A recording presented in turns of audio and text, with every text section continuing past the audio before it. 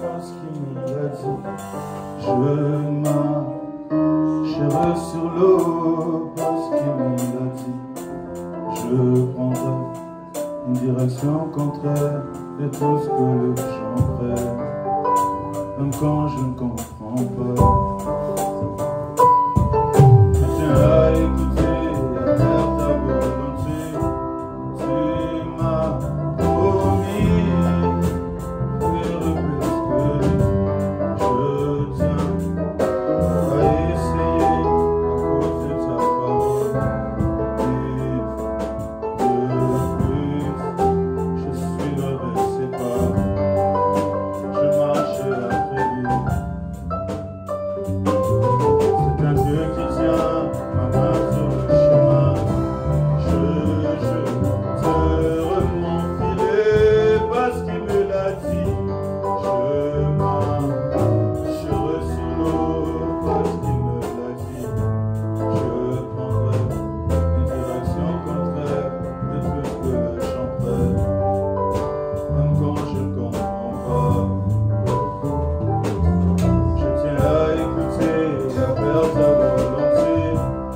Il m'a promis un jour il reviendra. Je garderai l'espoir, je serai avec lui dans le nuage et dans toute sa gloire. Je ferai avec lui. C'est un Dieu qui me couvre de ses bienfaits. Je ferai mon filet parce qu'il me l'a dit. Je marcherai sur l'eau parce qu'il me l'a dit. Je prendrai une direction contraire de tout ce que le chant fait, même quand je ne comprends pas. Je tiens à écouter et à faire ta volonté. Je jeterai mon filet parce qu'il me l'a dit. Je marcherai sur l'eau parce qu'il me l'a dit. Je prendrai une direction contraire de tout ce que le chant fait, même quand je ne comprends pas. Je tiens à écouter. Je jeterai mon filet parce qu'il me l'a dit. Je marcherai sur l'eau parce qu'il me l'a dit. Direction contraire de tout ce que les amis prennent, même quand je ne comprends pas. Tu es le Dieu qui nous a appelés à vivre dans le surnaturel. Nous croyons en toi, Père. Tu as dit, déposez vos fardeaux lourds devant moi. Prenez mon fardeau qui est léger. Entrez dans mon école. Nous nous soumettons à ton école. Viens nous enseigner dans le nom de Jésus. Précieux Saint-Esprit, honorons le nom de Jésus en ces lieux, au nom de Jésus-Christ. Amen.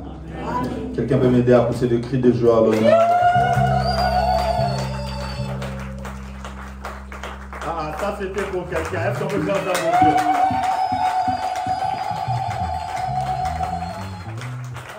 On peut faire mieux. Est-ce qu'on peut faire encore mieux? On peut faire mieux.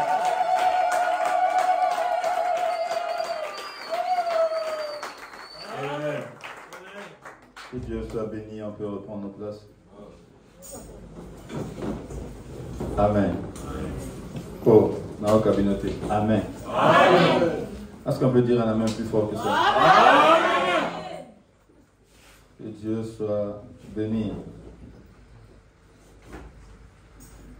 Que Dieu soit béni, béni, béni, béni, béni, béni, béni, béni, béni, béni, béni, Dieu béni, béni. Jean chapitre 1, verset 12.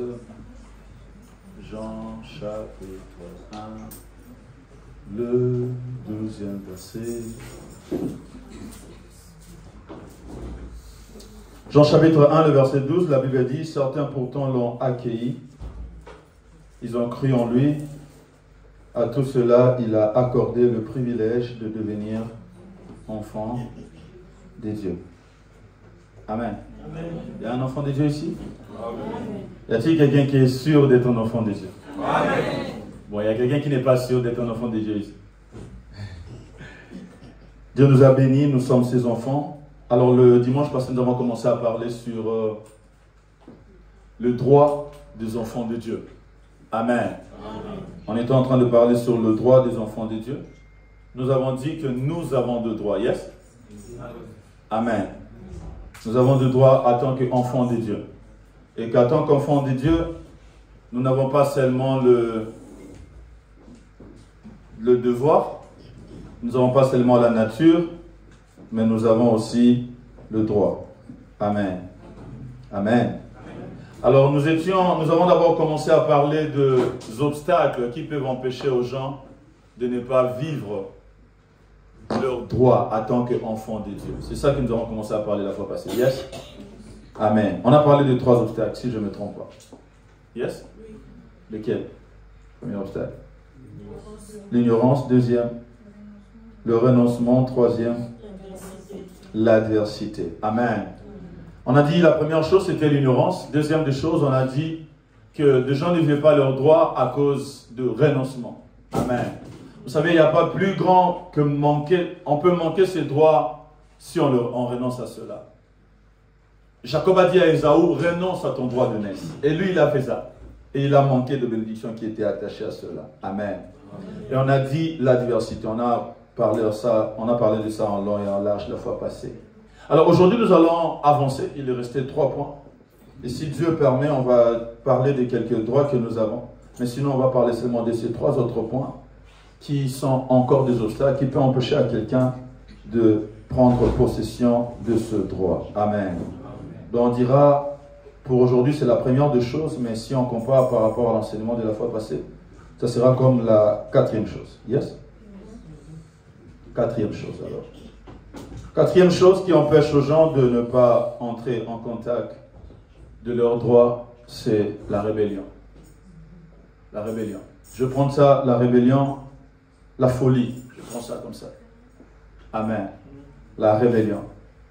La rébellion, c'est s'opposer à l'autorité, à l'ordre établi. Amen. S'opposer à l'hiérarchie. Et parmi les choses qui peuvent empêcher aux gens de posséder leurs droits, et aujourd'hui qui empêchent aux gens de posséder leurs droits, des fois, ce n'est pas tous tes droits qui te seront privés, mais une partie de tes droits, c'est la rébellion. Amen. La rébellion. On voit ça même dans notre société. Tout le monde a droit d'être libre. Yes? Yeah? Si tu veux quitter ici, aller à Chekoskaya, tu pars. Tu veux quitter ici, aller à Dimitri Danskova, tu pars. Si tu veux quitter ici, tu veux aller, je ne sais pas où tu pars. Jusqu'à ce que on te présente devant un tribunal et qu'on dit que tu es coupable d'une chose, on va te prendre, on va t'enfermer dans un endroit où tu n'as pas le droit de sortir encore. Quelqu'un est avec moi? Amen. Amen. C'était tes droits. Mais pourquoi tu l'as perdu? Parce que tu as été rebelle à une loi, quelque part. N'est-ce pas? Tu as été rebelle à la loi d'un pays et on dit à cause de ça, à cause de ça, à cause de ça et de ça, tu n'as plus le droit de ça, de ça, de ça. Ok? Alors dans la vie, on perd ce droit quand on se rebelle à la loi. Si c'est vrai ici, cette société a été construite à cause de Dieu. Parce que si vous regardez Deutéronome, vous allez voir que c'est Dieu qui a fixé la plupart des règles. La plupart des règles. Alors, les rebelles n'ont pas leur place dans la société. Les rebelles perdent quelques droits. On va commencer par quelqu'un. Le premier à perdre ce droit, c'était le diable. Le diable était dans la gloire. Le diable était avec Dieu. Il s'appelait à l'époque Lucifer. Et alors, il s'est passé quelque chose. L'orgueil est monté dans son cœur. Il s'est rébellé contre Dieu. Amen.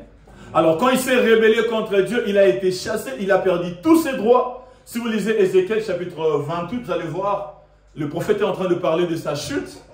Il a perdu tous ses droits. Lui qui marchait sur l'or, lui qui était loué, lui qui était le chef de l'adoration du royaume de Dieu, il a perdu tous ses droits. Il est devenu diable. Il est devenu Satan. Il a perdu l'éclat qu'il avait à l'époque. Il est devenu ténèbres. Il a perdu la lumière qu'il était à l'époque. Il est devenu obscurité. Quelqu'un est avec moi? Amen. Amen. Bien aimé, une des choses qui peut empêcher à quelqu'un de prendre possession de ses droits, c'est la rébellion. La rébellion. Se rébeller à Dieu te fait priver de tes propres droits. Parce que le rebelle n'hérite pas. La Bible dit, ceux qui seront willingly and obedience, obéissants, amen, et volontiers, ils vont hériter le pays. Ceux qui seront obéissants et volontiers, ils vont hériter le pays. Ceux qui seront désobéissants ou rebelles, ils ne pourront pas hériter le pays. Amen. Bien aimé dans le Seigneur, peu importe le droit que nous avons auprès de Dieu, si nous vivons notre vie dans la rébellion de sa parole, cela va nous empêcher de se réjouir de droits qu'il a pourtant prévus pour nous. Quelqu'un est avec moi? Amen. Amen. La deuxième personne, on peut regarder, c'est Judas. Judas avait droit comme tous les disciples. Quand Jésus envoyait, pendant qu'on a lu, pendant qu'on priait, quand Jésus envoyait les disciples pour aller chasser le démon, Judas aussi avait le droit de chasser le démon. Judas aussi avait tout le droit que les disciples avaient. Mais qu'est-ce qui a fait que Judas puisse perdre sa place? C'est ce qu'on appelle la rébellion. Amen. La rébellion. La rébellion te fait priver de tes droits. En vertu d'une loi, on va te citer le loi, on va dire en vertu de cette loi, tu es privé de tes droits. Et c'est la même chose auprès de Dieu. Amen. Amen. Comment est-ce qu'on se rébelle à Dieu?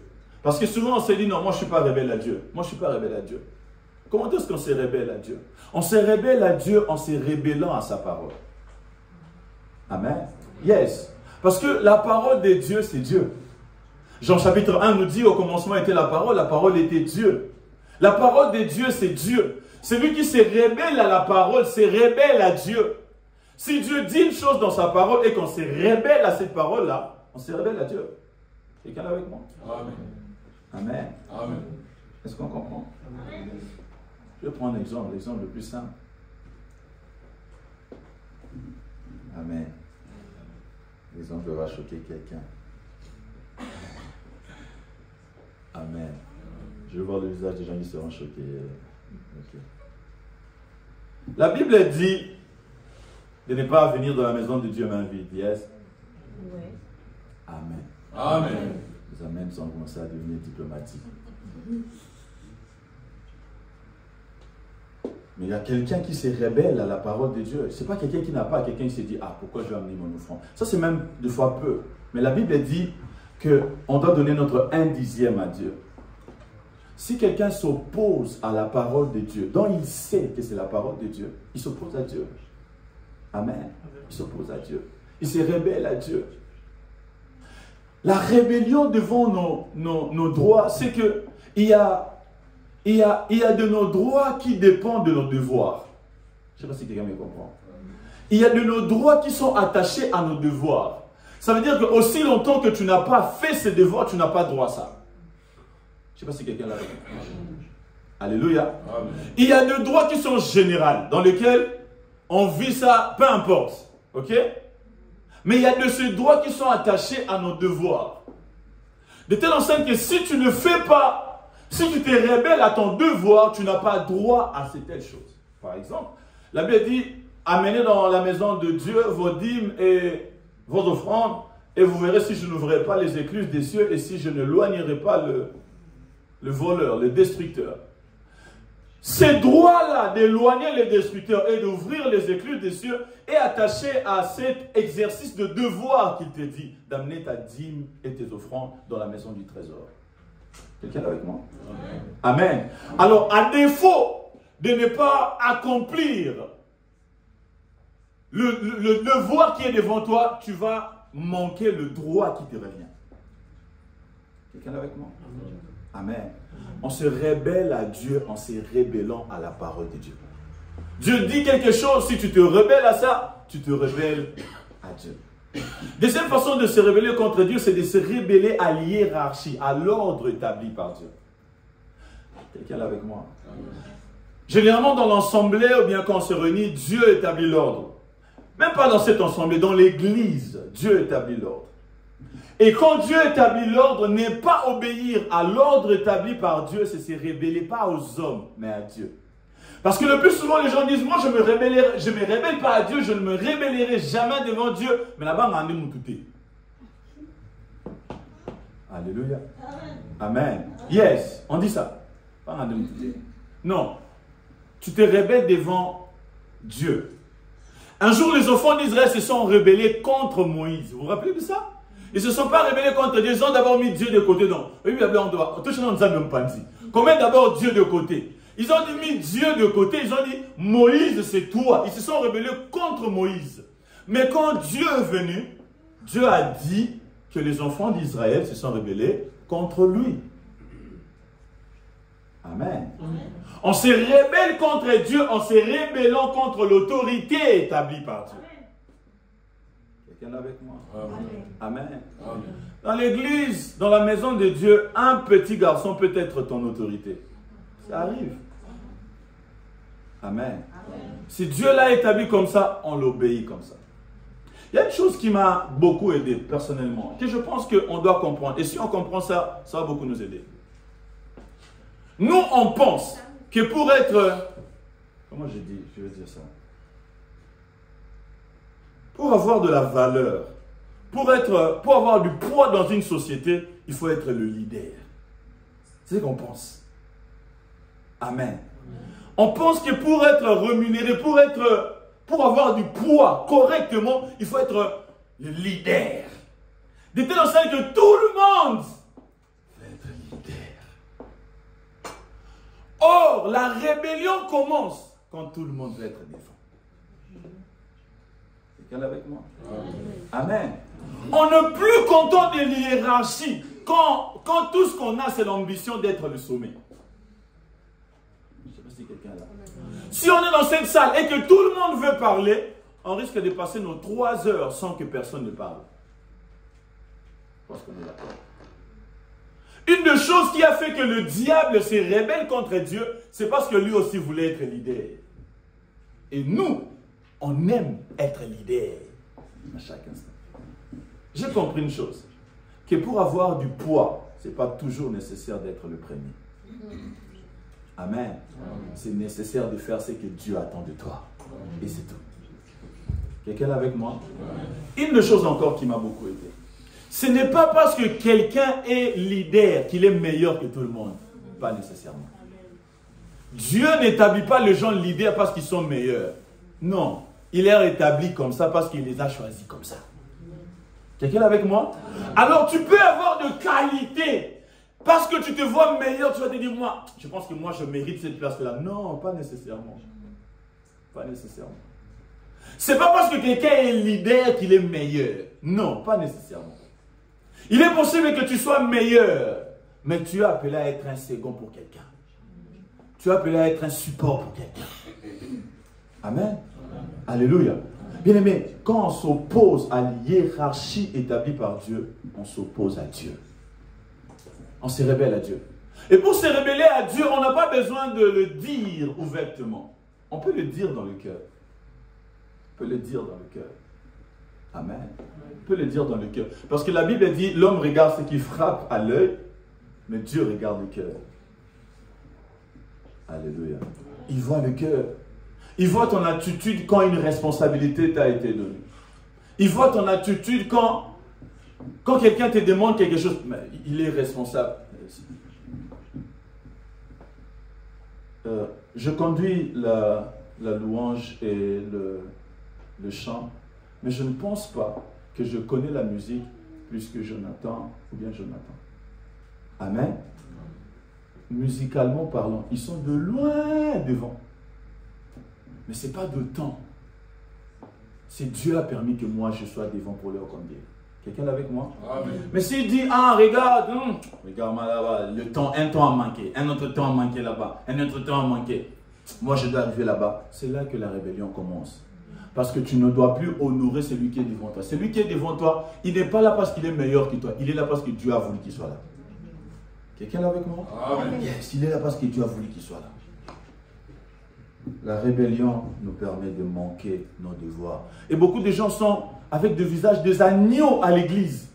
Agneau, quand tu le regardes, agneau bien coiffé. Mais un rebelle dans son cœur. C'était un rebelle. Une fois, il y a deux histoires comme ça. Il y a un petit garçon de deuxième primaire. Ils avaient un peu fait de bruit en classe. Leur maître les a pris, les a punis. Il les a frappés. Il a dit à eux tous, à genoux. Ils étaient au nombre de 5, 4, comme ça. Tout le monde était en train de bouder un peu. Lui s'est agenouillé en premier. Les autres, on les a tapés pour s'agenouiller. Et quand un des gars qui était là parlait, tu vois, parmi les 4 là, il n'y a que lui qui est un peu obéissant, il est humble. Il a été le premier à s'agenouiller. Il a dit à son ami là, je suis à genoux comme ça, mais dans mon esprit, dans mon cœur, je suis debout. C'était le premier à s'agenouiller. Mais il dit, dans mon esprit, je suis debout. Dieu regarde le cœur. Amen. Dieu regarde ton cœur.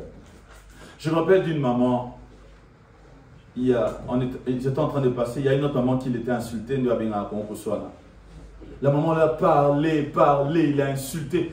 L'autre maman était seulement calme. Et d'autres personnes disaient, regarde, tu insultes quelqu'un, mais la personne ne répond même pas. Il est calme, il regarde comment il est, c'est une bonne femme. La dame a dit,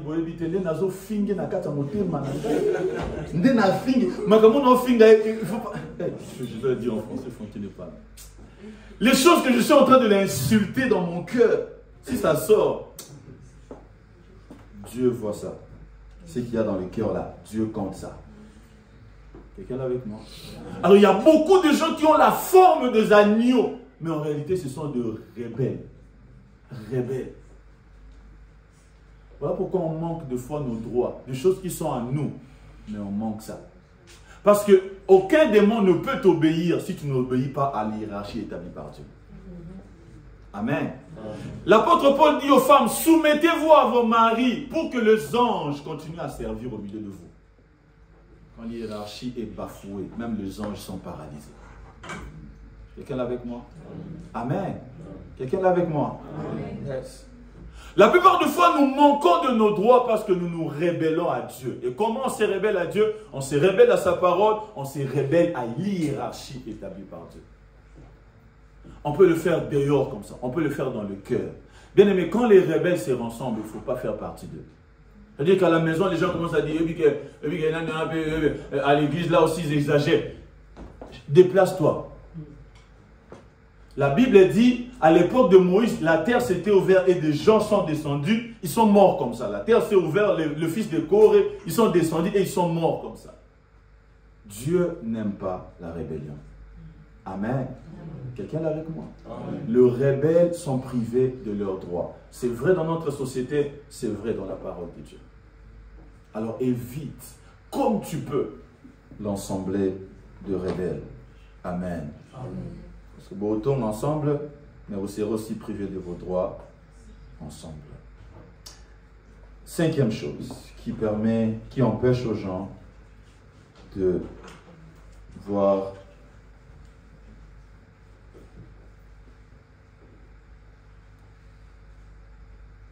leurs droits. L'enfance. L'enfance. L'enfance. Galates chapitre 4, le premier verset. Celui qui est là peut m'aider. Galates chapitre 4, le premier verset. Galates 4, 1. Vous êtes là, hein? Vous avez des téléphones, vous êtes là. Galates 4. Yes. Premier verset. Or, aussi longtemps que l'héritier est enfant, je dis qu'il n'est diffère en rien d'un esclave, quoi qu'il soit le maître de tout. Amen. Amen. On voit ça? Et vous qui ne regardez pas vos Bibles, vous avez un problème. Je vais lire la version sommaire. Voici ce que je vais dire. Aussi longtemps que l'héritier. Qui est l'héritier? C'est qui un héritier? Non, c'est qui un héritier? Pas un enfant seulement, un héritier. Celui qui a droit à l'héritage, yes? On peut le dire comme ça? Oui. Aussi longtemps que l'héritier est un enfant, il ne se distingue en rien d'un esclave, bien qu'il soit le propriétaire de tout le patrimoine. Aussi longtemps que l'héritier est un enfant. Le mot grec veut dire népios, ça veut dire immature. Amen. Il ne diffère en rien d'un esclave. Quand la Bible parle d'esclaves, généralement on fait allusion aux gens qui sont en dehors de la famille de Dieu. Quand la Bible parle d'esclaves, généralement on fait allusion aux gens qui sont à l'extérieur de la famille de Dieu. Et la Bible dit aussi longtemps qu'un enfant de Dieu est un enfant, il ne diffère en rien d'un esclave. L'enfance, l'immaturité te prive de quelques de tes droits. Amen. Amen. Il y a des choses qu'on ne peut pas te donner. Il y a des choses que tu ne peux pas entrer en possession de ça. Pas parce que ça ne te revient pas, mais parce que tu es immature pour Dieu. Dans la société grecque, dont la Bible a été écrite, ce que l'apôtre Paul avait écrit aux Galates, ils avaient mieux compris ça qu'aujourd'hui. Dans cette société, ce n'est pas un enfant qui disait que maintenant je suis majeur. Non. C'est le papa qui déterminait quand est-ce que son enfant est majeur. Ça veut dire que ton père peut te regarder à 12 ans et dire, lui il est majeur maintenant. Quelqu'un est avec moi? Ton père peut te regarder à 15 ans et déclarer que maintenant tu es majeur. Et ton père peut te regarder aussi à 18 ans, 22 ans et dire, toi, il faut son école de dimanche. Yes. C'est le papa qui regardait par rapport à la manière de vivre de l'enfant pour déterminer sa maturité ou son immaturité. Et la Bible dit aussi longtemps que l'héritier est un enfant, il va vivre comme un esclave. On a parlé de fils aînés qui vivaient comme des esclaves à l'époque. L'immaturité, l'enfance. Ici, je ne parle pas de l'âge physique, je parle de l'enfance, l'immaturité spirituelle. L'immaturité spirituelle empêche aux gens de vivre leurs droits, de posséder leurs droits. Et pourtant, Dieu a placé ça pour eux. Quelqu'un est avec moi? Amen. Amen. Vous savez, est-ce qu'un homme est supérieur à un canard, par exemple? Ok? On est d'accord? Mais si on prend peut-être, je ne sais pas, Ennis, ou bien, voire même Dimers, c'est peut-être aussi. Si un canard le menace, vous savez, des fois, il y a des canards là qui menacent les gens. Hein? Qu'est-ce qui va se faire? L'enfant va commencer à pleurer, yes? J'ai vu un garçon qui était suivi par une poule comme ça, et puis il fuit. Vous avez vu la vidéo? Ouais. Il courait, il pleurait, la poule le courait, suivait derrière. Mais est-ce que toi, tu peux faire ça?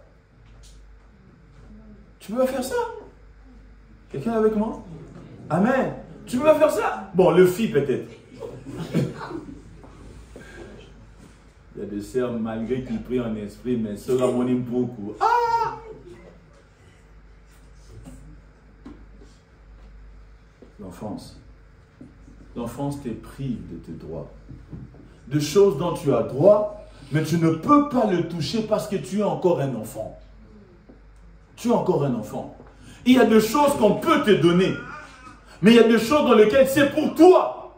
Mais tu ne peux pas entrer en contact pour ça parce que tu es un enfant. Vous savez, Jésus n'a pas donné aux disciples tout le pouvoir directement. Non. Il a fait miroiter un peu qu'ils avaient le pouvoir. Mais un jour, ils ont demandé un service à quelqu'un, la personne a refusé. Jean et Jacques ont dit à Jésus, Jésus, qu'on appelle le feu. Ils ont plus les brûler. Jésus a regardé et dit, ah, vous êtes encore des enfants. Parce que imagine vraiment comme tu es là. Imagine comme tu es là. Dieu te donne le pouvoir de laisser vivant ce que tu veux et de tuer ce que tu veux. Vous imaginez ça? Dieu te donne le pouvoir qu'avait Élie d'appeler le feu comme ça. Quelqu'un ne te plaît pas, bon, que le feu consume. Je pense qu'on ne tirait pas encore. Bon, nous sommes à Facebook live. Hein, qui t'a moto. Live. l'enfance, l'immaturité empêche aux gens de vivre leurs droits. Amen. C'est pour lui, mais son âge ne le permet pas d'entrer en contact de ça. Alors, il y a beaucoup de bénédictions que Dieu a prévues pour toi et pour moi, mais notre âge, notre immaturité spirituelle ne nous permet pas d'entrer en contact à ces choses-là. Je ne sais pas si quelqu'un est avec moi. Quand on était en première ici, on avait des amis russes qui avaient moins de 18 ans. Ils avaient 17 ans. Ils étaient en train d'aller vers 18 ans. Alors, ils attendaient cet âge-là des 18 ans. Oh, nous, on ne comprenait pas. Mais pourquoi ils attendent cet âge-là des 18 ans? En fait, tous, ils étaient là, ils attendaient. Et tous, ils allaient atteindre 18 ans presque au même moment. Ils attendaient 18 ans. Ils étaient super contents quand on a atteint l'année où ils auront 18 ans. Et quand ils ont eu 18 ans, ils sont allés célébrer leur 18e année. Maintenant, on s'est demandé, mais pourquoi ils célèbrent? Parce que la plupart de leurs parents ont mis l'argent en banque pour eux. Alors cet argent, ils auront droit de toucher à ça seulement quand ils auront 18 ans. Quelqu'un là avec moi? Ils auront droit à voyager seuls seulement à 18 ans. Ils auront droit à conduire seulement à 18 ans. Alors, ils ont tellement de choses qui attendent 18 ans, qu'ils sont super excités à aller avant pour atteindre 18 ans. Quand on connaît la valeur de la maturité, on ne joue pas avec ce qui peut t'amener à la maturité. La plupart de chrétiens, on joue avec le désir de grandir parce qu'on ne connaît pas ce que tu auras si tu atteins la maturité. Quelqu'un avec moi? Alléluia. Il y a des choses dans lesquelles tu as besoin de l'aide de quelqu'un aujourd'hui, mais si tu atteins la maturité, tu auras besoin de personne. Spirituellement, j'ai dit. 1 Pierre chapitre 2, le verset 2.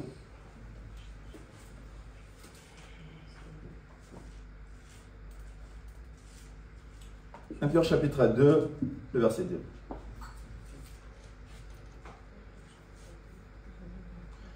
Comme des enfants nouveau-nés, désirez ardemment le lait pur de la parole, afin qu'il vous fasse grandir en vue du salut. » Verset 3.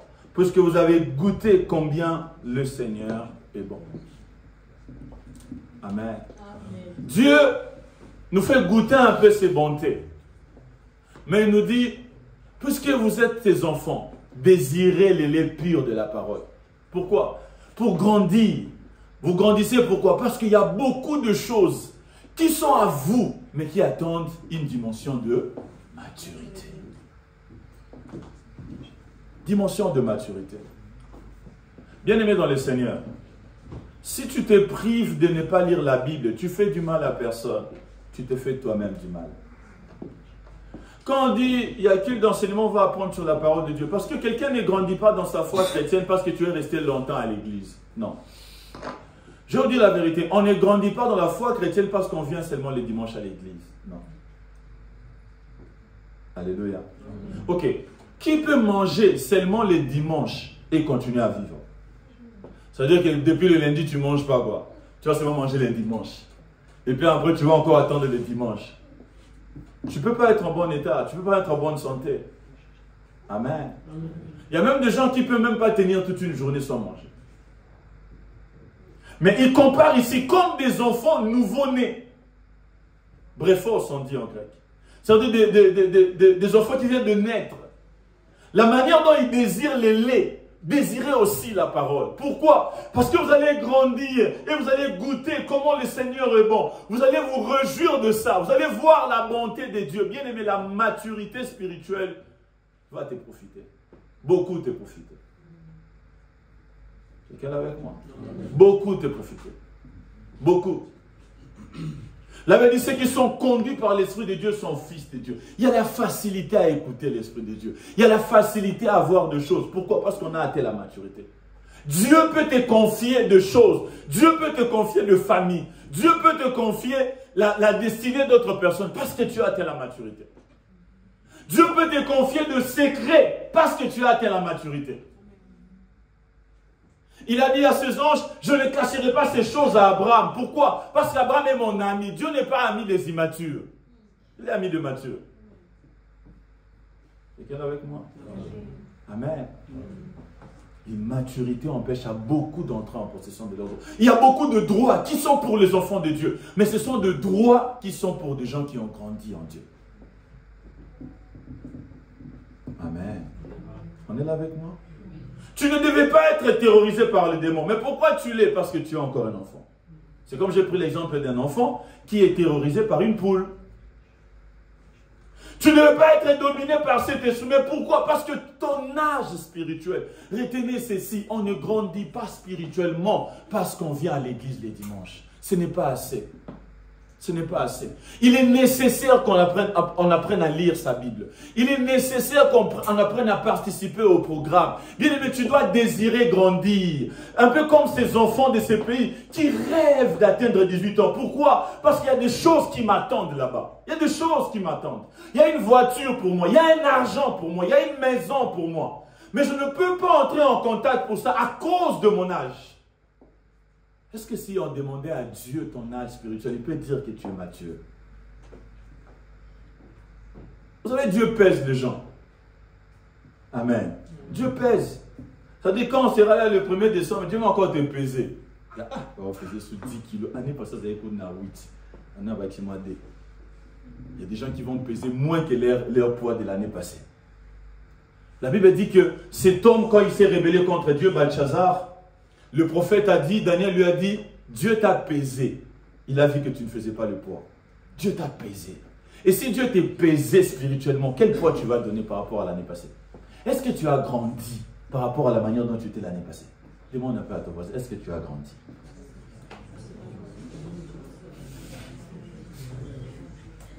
Tu as fait 10 ans à l'église, 15 ans. C'est pas ça qui te fait grandir. C'est pas ça. C'est la parole qui te fait grandir. Il dit désirer la parole pure. Le lait pur, qui est la parole de Dieu. Sans la parole, on reste la même personne. La même personne. Le même combat, le même péché, même chose. Amen. Amen. Vous savez, pour sentir qu'on grandit, pour savoir qu'on grandit, il y a des choses qui t'étaient terrorisées hier qui ne te terrorisent plus. On grandit. Naturellement, quand on était enfant, quand tu manges les oranges, tu vois les mboumala, tu dis, si je bois ça, si je mange ça, ça va me pousser à la tête. Quand on était petit, on croyait comme ça, yes. Mais quand tu grandis toi-même, qu'est-ce qui se passe? Tu comprends que ça ne va rien faire. Tu n'es plus terrorisé par ça. Amen. Le jour où tu es vraiment affamé, tu avales ça. Tu sais que ça va se retrouver là où ça va se retrouver. Yes? Amen. On comprend ce qu'on est. On comprend qui on devient. Quand on grandit, la peur disparaît. La peur disparaît. La peur disparaît. Alléluia. La peur disparaît. Beaucoup de gens, le diable leur théorise encore parce que tu es encore petit. Tu es encore petit. Bon, quand tu as une attaque la nuit, tu commences déjà à chercher le verset 1. Verset 1, il leur répond des diables. Ah, et ça déjà trop tard. Ça c'est tard. Ça c'est tard.